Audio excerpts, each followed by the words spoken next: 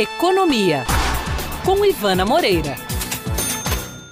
Ivana Moreira que diz pra gente que tudo é economia. Você sabe que eu tô começando a desconfiar que tudo tem economia no mesmo meio? Você vai ver que é isso eu comecei, mesmo. Você tá quase me convencendo que tudo na vida tem um pouco de economia. Nesses dias que eu estava de descanso, né, Paulista, eu consegui assistir televisão um pouco mais. Achei que você tava no sol, que você tá mais bronzeada, mas tudo bem, diga. A base dos cosméticos que eu tô comprando agora. Sim, diga. Mas enfim, quem assistiu televisão nos últimos dias deve ter visto, como eu vi, um comercial do governo sobre o plano de erradicação da miséria no país, o Plano Brasil Sem Miséria. E aí, o que me chamou muito a atenção, não é nem o comercial, mas os dados que a gente ainda tem no país e que não são nada bonitos. A gente fala muito aqui na coluna sobre crescimento econômico, crescimento do poder aquisitivo das famílias brasileiras, mas o fato é que ainda existe muita pobreza e aí eu quis hoje trazer os números do que ainda é o grande desafio para o país. Ainda existem 16 milhões de brasileiros na faixa da extrema pobreza. Que faixa é essa? São os brasileiros que vivem com menos de R$70 por mês. Isso significa R$2,33 por dia, mais ou menos. É muito pouco. Imagina o que você consegue fazer com R$2,33 por dia. Então, são pessoas que vivem aí numa faixa de desnutrição mesmo.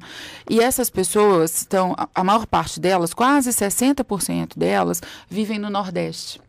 Ou seja, essa história da pobreza do Nordeste é muito antiga, né? Nem com todo o crescimento que a gente viu nos últimos anos, a gente conseguiu reverter esse quadro. Tem um número imenso de brasileiros que ainda ali levam uma vida de indigente, né? E que não tem condição, assim, que sobrevivem e a gente não sabe como. E esses nordestinos, sobretudo, pelo menos a metade deles ainda vivem na zona rural, isolados de qualquer mundo globalizado e interligado sobre o qual a gente fala aqui sempre na coluna, que está sempre na mídia, sobre crescimento.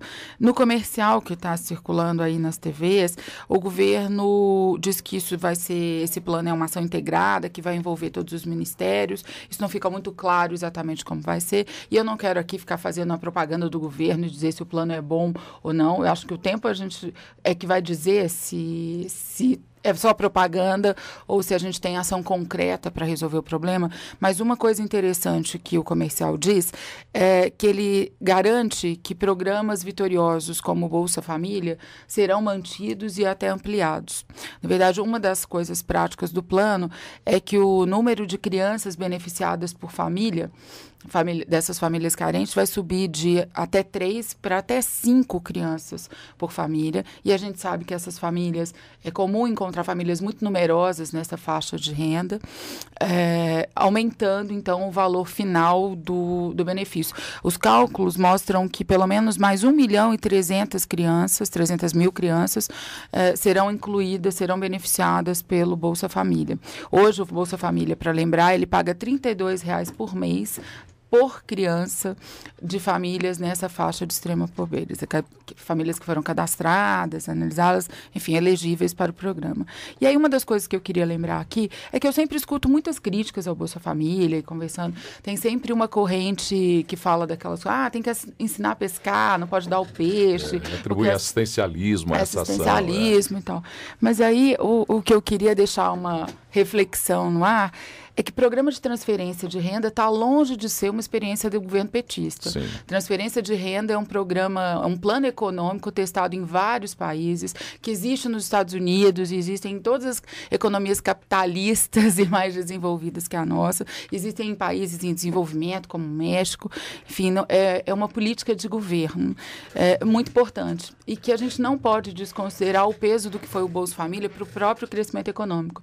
Essa ascensão das pessoas que não consumiam absolutamente nada e que passaram a consumir um pouquinho a mais ajudou a movimentar e a esquentar a economia. E aí, pulando do Bolsa Família para outros programas, o Minha Casa Minha Vida é um programa que foi fundamental, tem sido fundamental para esse aquecimento da construção civil. Claro que esse era um segmento onde havia uma demanda reprimida muito grande, ele ia crescer de qualquer forma, mas o Minha Casa Minha Vida incluiu nesse processo de aquecimento uma faixa que talvez estivesse fora dele, se não fosse o impulso do governo.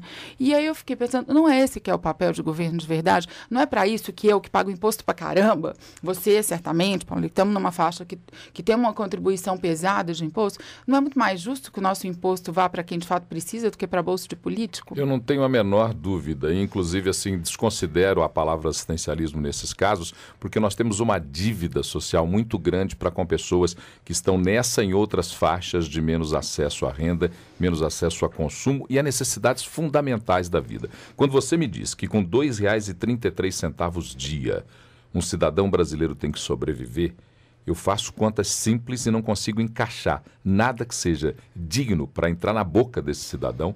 Não estou falando em roupa, em televisão, em carro. Estamos falando em comida nada só, né? digno que seja para entrar na boca desse cidadão que com R$ 2,33 eu possa comprar.